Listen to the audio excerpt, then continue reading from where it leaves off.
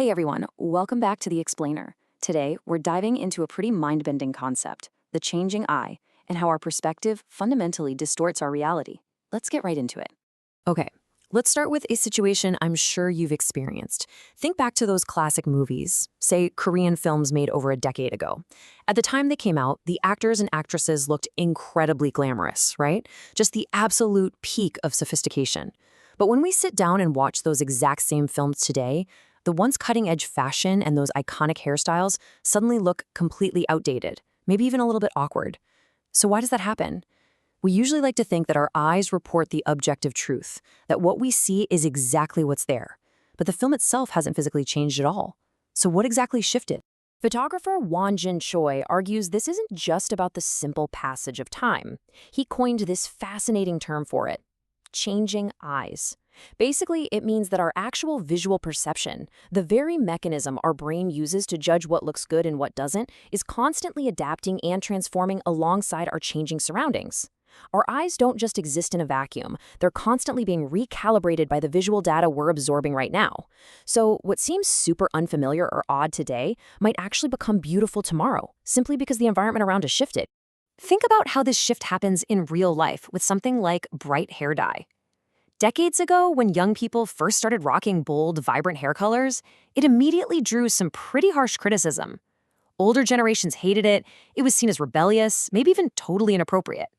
But then it became so widely adopted by the youth that it kind of just became the new normal. And now, today, we're seeing the final phase of this changing eyes phenomenon. A lot of middle-aged and elderly people, the exact same demographic that once criticized the trend, are confidently wearing those vibrant hair colors themselves.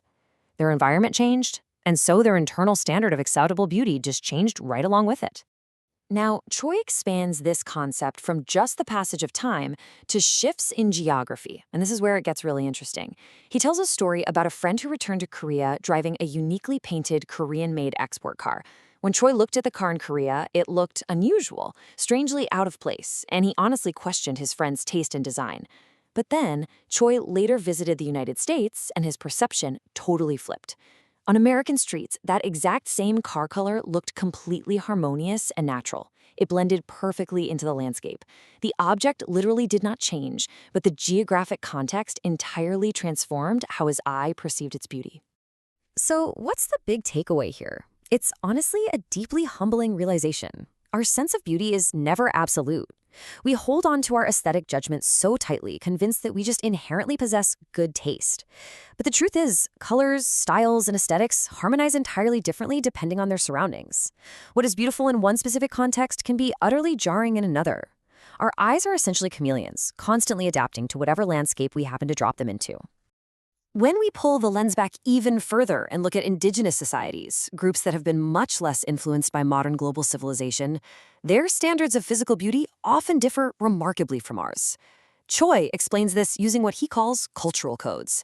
These are unique, accumulated understandings of beauty that are painstakingly shaped through generations of lived experience within a very specific society. Their sense of beauty isn't just random. It's a finely tuned code that perfectly harmonizes with their specific cultural landscape. And because of this, Choi emphasizes that when we encounter these different cultural codes, we really have to shift our mindset. These differences are absolutely not a matter of civilized versus uncivilized societies. That is a really dangerous misconception. Instead, we have to recognize the absolute legitimacy of independent aesthetic values. The key point here is that we need to stop forcing a single, globalized standard of beauty onto everyone, especially when you consider that standard is usually just driven by sheer economic power and social influence, rather than any kind of absolute objective truth. Now, Choi makes a really profound pivot in his essay. He takes his whole concept of shifting visual aesthetics and brilliantly applies it to the very heavy, very real realm of global politics. He writes, "It is troubling to witness how national self-interest, presented in the name of peace and justice, can distort human judgment like a warped lens." It's a huge thought.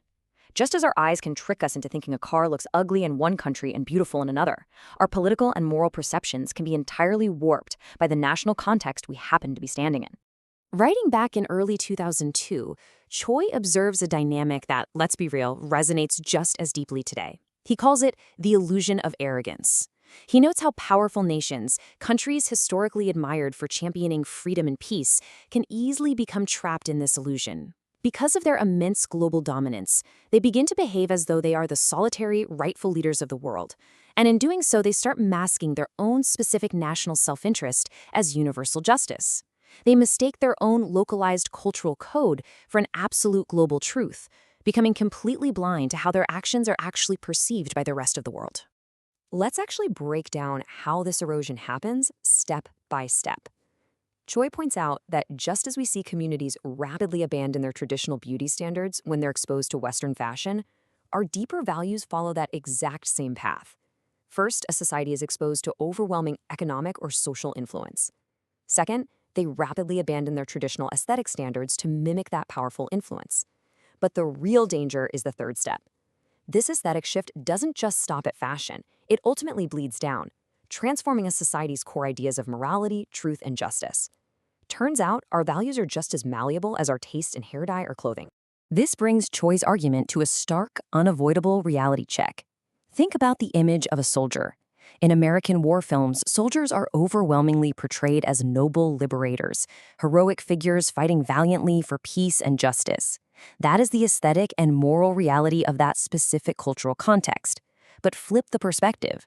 From a global viewpoint to the people living in other nations, those exact same soldiers might not appear as liberators at all. Depending on whose eyes are watching, they may be seen as symbols of provocation and violence. Neither image is a physically altered reality. It is entirely dependent on the cultural and political lens of the observer. To wrap up this explainer, Choi leaves us with a final, deeply provocative question. If we can easily accept that our sense of beauty, what we find visually pleasing or culturally acceptable, is merely a reflection of our changing surroundings, are justice, morality, and truth really any different? Are the deep principles we fight for absolute, or are they too just temporary illusions shaped by the specific time, place, and power structures we live in? It's a question that challenges the very foundation of our worldview. And it's definitely something to think about the next time you feel absolutely certain about what you're seeing. Thanks for tuning in.